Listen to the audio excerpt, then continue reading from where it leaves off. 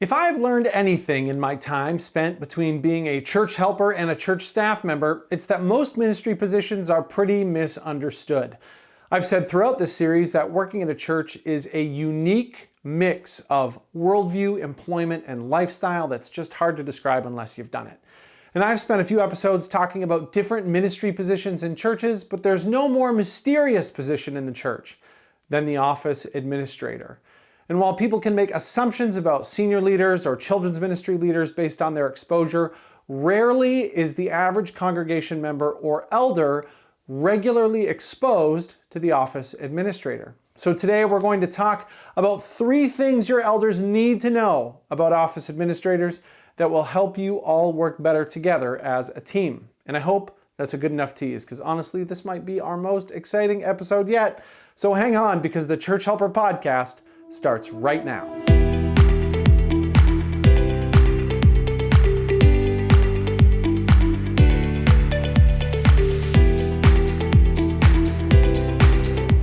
Hey there, and welcome to another edition of the Church Helper podcast. Our mission here at Church Helper is to help churches make every decision on purpose. My name is Mike, and I'm excited to help you and your church staff and elders team get on the same page today with the 4th episode of our series, Getting to Know Your Staff. And today is a fun one because we're focusing on office administrators. And as always, if you're a church staff member, now is the time to connect this with an elder and to sign up for our weekly emails so you can keep building a stronger team. And if you're an elder, then make sure you forward this to the rest of your team so that you're all speaking the same language. And just to make sure we're all speaking the same language on this podcast, every church calls this role something a little different. It could be an administrator or an assistant, a secretary, an office coordinator, maybe something else. But for the sake of today's podcast, we're going to call this role the office administrator. So with that, let's get rolling. Here are 3 things every elder should know about their church's office administrator. Number 1, their day is one of constant interruption. Now, I know that many people live in a world where they get interrupted doing their jobs, but it's just a little different when it happens at a church. And why is that? Because when you primarily work with caring for people and somebody needs to be cared for, that thing often shoots to the top of the list, even if the list is a mile long. In some office environments, you can put a sign on the door that just says, "Do not disturb." Or you can interrupt somebody in the middle of a sentence and just say, "Hey, I don't have time to hear this story right now." But in a church office, that's rarely something that happens. And church office interruptions aren't usually short bursts of time. They're often emotional moments that require a little bit of time to come down from after. Let's take a look here. In a hypothetical situation, a church member is upset about something and they need to get a hold of somebody on staff to talk it out. After getting up the courage and practicing what they'll say, the church member calls into the church office and the office administrator picks up the phone. After a friendly hello and 3 or 4 sentences of small talk, the church member asks to be forwarded to the staff member they need to talk to, but alas, that staff member isn't in the office right now. And so every once in a while, I'll be interactive here. So let's play a little game called What Happens Next? Upon finding out that this church member called for somebody who isn't there, the church member goes, 1, no problem, I'll call back in a bit. 2, just forward me to their voicemail, I'll leave a short message. Or 3, well, I was calling because ... And then they proceed to tell the office administrator the entire nature of their call, the backstory, and what's got them so upset. I'll give you 5 seconds to decide, starting now.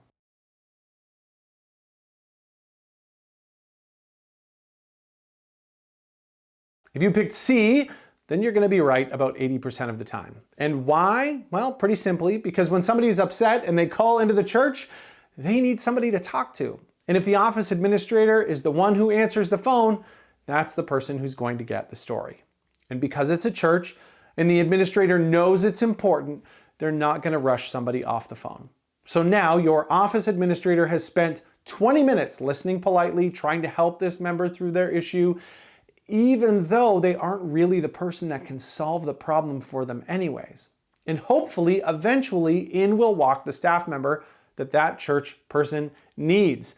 So the administrator goes, oh, you know what? They walked in, hold on a moment, and they can finally pass on the call.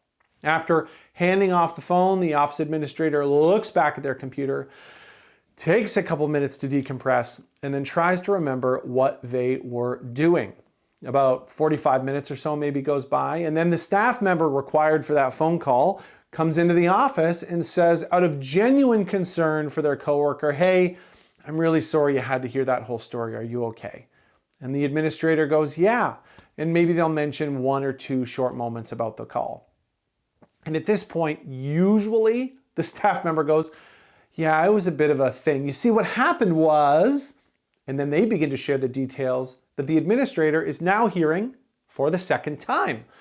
But knowing this staff member likely needs to just sort of decompress verbally for a minute in a safe place, the administrator allows the staff member to get it all out. And they're an excellent encourager along the way. About 20 minutes later, the staff member leaves. The office administrator takes a deep breath, takes a couple minutes to decompress, and then turns back to their computer to once again try to figure out what it was they were doing last.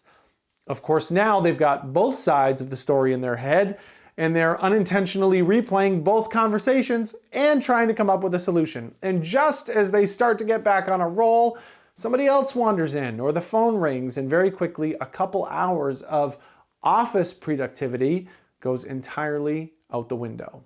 Field even 2 or 3 of these calls in a week, and now your office administrator is behind because whoever wrote their job description forgot to include 3 or 4 hours a week of church member concerns and staff-related verbal processing. So as a leader, what can you do to help? Well, first, you can know that no matter what safeguards you put in place, this is something that's just going to happen. Some churches are better at directing to voicemail than others, but sometimes people on the phone or staff members just need to get something out, and the office administrator is going to be the one who hears it. And so once you decide on purpose that that's going to be a part of the job, the next thing you can do is build it into the job. If it's going to happen, if it's expected, then it just should be planned and considered when putting the hours together and considering the workload. A good office administrator is going to be able to get those hours back if they don't use them. So maybe just putting them in there is going to relieve a little bit of stress. And this is a bit of an out-of-the-box idea, I grant you, but I would challenge you to talk to your office administrator and see if there's something that you can do to relieve some of the stress and tension that comes from this inevitable part of working in a church office. Number 2, they get strange requests. In brainstorming and researching this episode, most things I considered focusing on were things that I had witnessed or been a part of as a church staff member. For example, that story that I just told you a second ago, I'd been the staff member in that story a few times. But strange requests wasn't really something that I'd considered until I spoke with a few office administrators. It turns out church administrators get many strange requests, and here's what I mean by that. When somebody calls into the church, they're usually looking for something specific that's also kind of, churchy. They have something to drop off, they need to get a hold of some other person in the congregation, or they need to get a hold of the staff member. Some admins also cover rentals, which means taking on requests for rooms and ensuring setups are good to go. But then other people call about things like where to donate all the used clothing they just cleaned out of their basement, or how to get a hold of a local organization or a blood bank, or if the church administrator can decorate their rental space for them, if stuff just kind of gets dropped off at the door. One office administrator told me, sometimes when I answer the phone, I think there must be a hidden camera somewhere watching my reaction because it feels like I'm getting pranked. Now, it seems that sometimes people treat a church phone line like it's 411. And maybe it's because they don't know where to look or who else to call, and maybe it's because they just know somebody's going to answer and they just want to talk to somebody. But whatever the reason, as an elder, there's really nothing that can be done about this other than to be aware of it and make sure your office administrator has the time to handle these kinds of requests. So, ask your administrator if there's any information that they need to navigate these conversations with clarity and confidence, or you could ask them some of the craziest things that they've heard asked of them. Number 3, office administrators are on call too. We often think about somebody on pastoral staff being on call, but when we think about an office administrator, we often default to the idea that their job is sort of reflective of a 9-to-5 kind of gig. If a person calls a pastor at 8 p.m. on a Saturday, it's usually because they're going through a personal crisis or they need something urgent. It could be a death in the family, bad news about a job. It could be the worship leader or somebody else having trouble with what's happening for the next day's service. And when you're a senior leader, you expect off-time calls to happen with frequency. It's part of the job. And everybody knows it's part of the job because elders and staff and congregation members, they're the ones doing the calling. But often when you look at a church administrator, they assume that it's kind of an office hours, answer the phone, send emails kind of job. And we've sort of already established it's more than that in this episode, but there's one more thing that people really need to consider about office administrators, and that's that they're usually on call too. And nobody really talks about them being on call because it's not in the job description. But when a church staff member gets into a pinch while working on something in the middle of the evening, or a church member really needs to drop that thing off on a Saturday morning, it's often the church administrator that ends up getting the call and taking the drive over to unlock the doors. And so before I go on, I just want to focus on one thing here.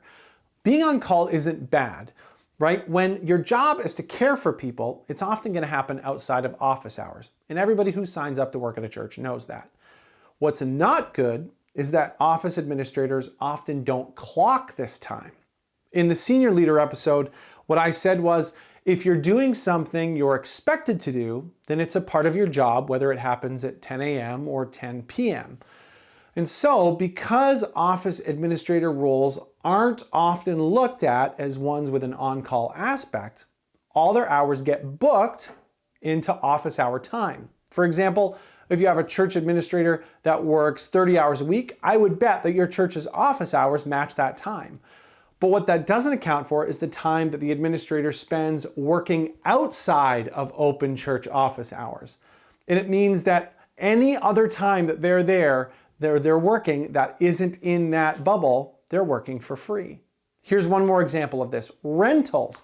If you're an office administrator, you're maybe the one that's expected to open for rentals and prep stuff and get it ready. But often those rentals are in the evenings, which means every time they do a rental work, they're doing it for free. And when you ask somebody to work for free, you're not honoring them or their family or their skills or their abilities. So what can you do? Well, I challenge you to rethink how you book your office hours. Have a conversation with your office administrator and ask them how many hours outside of normal hours they spend working. And then once you know, it might be a time to adjust the hours that your church is open. Maybe this means the church is closed a few extra hours a week to make way for the flexibility needed to do the role well.